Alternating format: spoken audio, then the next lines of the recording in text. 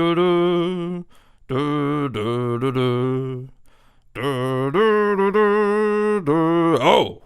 hi, I'm Frankenstomp. You caught me in the middle of shaving.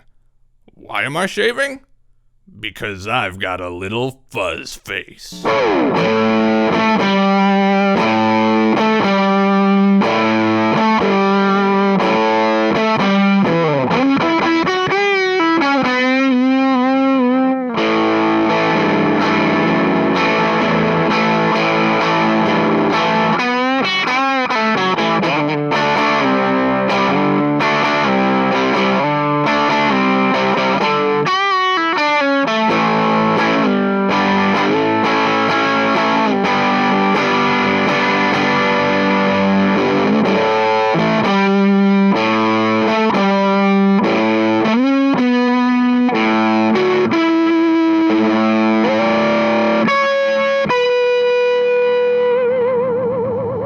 The fuzz face is one of the most iconic guitar effects, used by players like David Gilmour, Duane Allman, Joe Bonamassa, Eric Johnson, and Gary Clark Jr.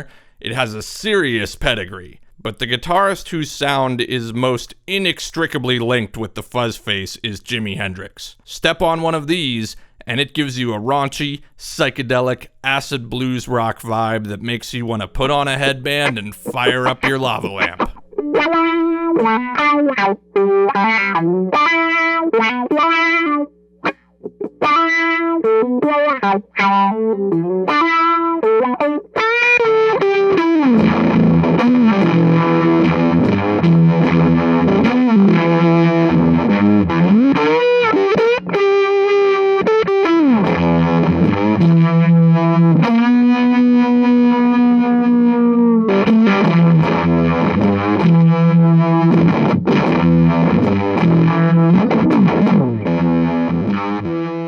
Originally produced under the name Dallas Arbiter, the design was eventually acquired by Dunlop, a large accessories and effects company that now owns other iconic designs like Crybaby, Univibe, and Talkbox, as well as the effects lines MXR and Way Huge. The fuzz face is a really simple circuit, 2 transistors, but it is an idiosyncratic design. Let me just list some of the weird things about the fuzz face. They're huge for no good reason.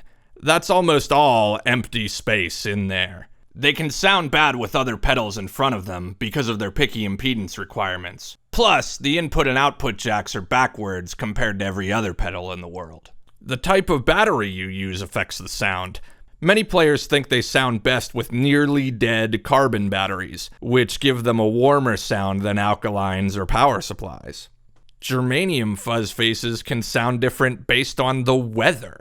It's a fussy circuit, but all these quirks aside, it has a unique saturated fuzz tone and the truly amazing property of almost total cleanup with your guitar's volume knob.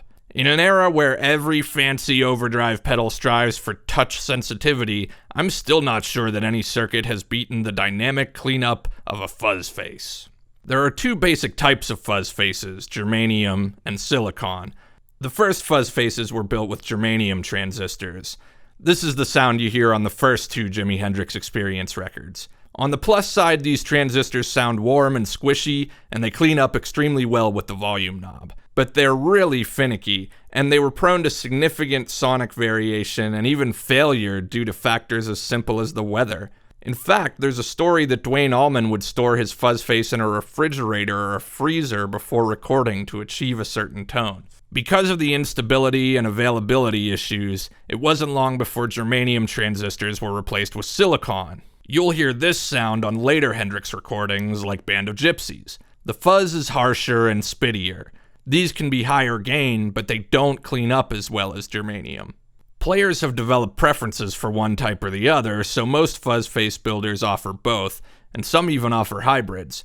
Dunlop's germanium version is the red one, while the silicon comes in a dark blue housing. They also have a Jimi Hendrix branded light blue mini, which is silicon based but with mods that make it a little warmer and a bit lower gain. Though the design is a simple one, the hard to source components and the peculiar quirks mean that fuzz faces require a lot of hand tuning. In the hands of a mass production operation like Dunlop, there was a time when the Fuzz Faces being released seemed a little phoned in. Because of this, many boutique pedal makers like Analog Man and Fulltone sprouted up, making hand-built, smaller Fuzz Faces that were very high quality. Now, Dunlop has revamped the Fuzz Face line and released the Mini series. Let's see how they did.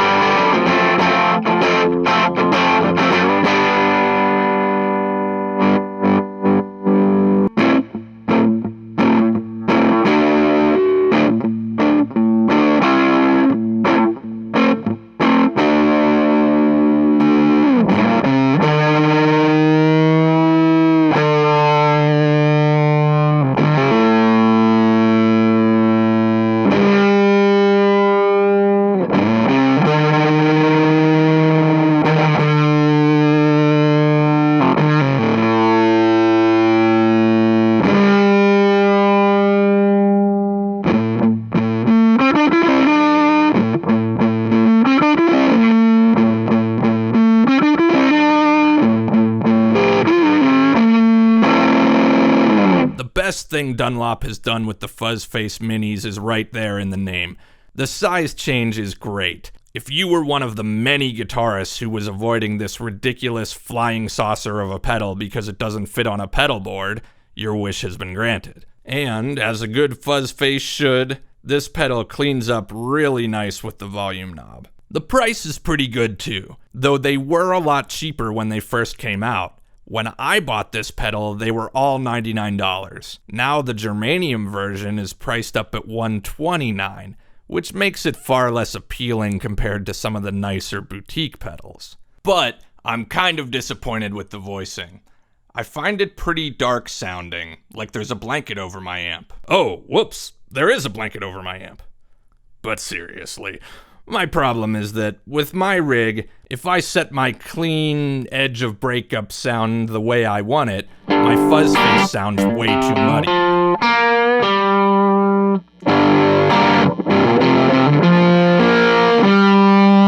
If I EQ to where I like the fuzz sound,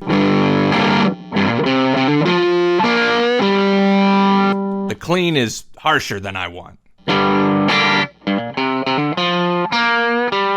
And this pedal can also disappear in a mix, so I find myself having to turn it up really loud when there's another guitar playing. So if you're considering this pedal, make sure the voice works with your amp. Maybe the silicone version would have been better with mine. I also hate the design of the battery door.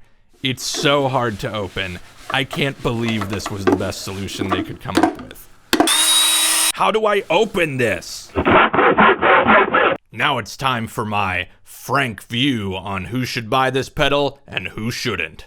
Do not buy this. If your rig is already dark, maybe the silicone version would work better, but I find the Germanium one too muddy. If you have trouble cutting through your band, this is not a cut through the mix sound. Despite the gain and volume, you tend to disappear. If you already have a fuzz that you like, especially a Fuzz Face variant, this doesn't really offer anything new except a smaller size. Buy this. If you're the only guitarist in your band, this pedal can really shine and not be drowned out by the rhythm guitarist. You'll actually notice a lot of Fuzz Face users are the only guitarist in their band. If you want a Fuzz Face to experiment with, and you don't want it to either be A, giant, or B, $200. If you want to set your amp based around the fuzz always being on, and get your whole clean to dirty spectrum through your guitar's volume knob. Whoo, fuzzy Frankie.